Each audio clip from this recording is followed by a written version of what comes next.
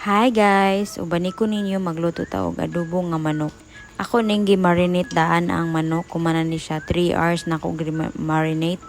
And then gibutangan ako siya gatsal, bombay, ahos, dahon ng laurel, black pepper nga powder og buo.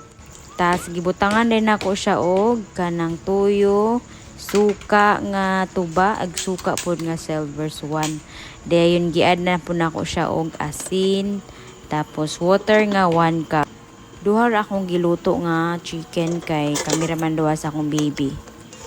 Iluto nato ni siya og 30 minutes. Okay na kay na siya guys, maluto na siya, lami na kay na siya. Kanay inani nga pagluto, ganahan kay ko kay idungan na nimo tanan ang recipe pa, largo na matik na dayon. Ganahan kay ko ani inig maluto na siya guys, kay juicy na kay siya, then luto gid kay siya, promise. Then ang iya bitong lasa kay mosunod gyud ayo sa kanang unod, lami gid kay, promise.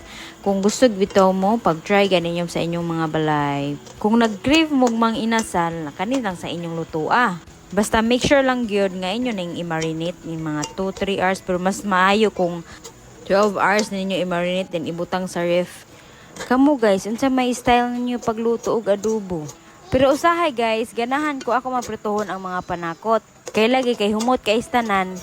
Pero karon pa ko giganahan nga naniun ako pagluto, largo na ba, matik na. Diri nga part, luto na ni siya guys. Pwede na nato ni siya haunon. So, tara guys, magkaon na ta. Salamat sa panonood.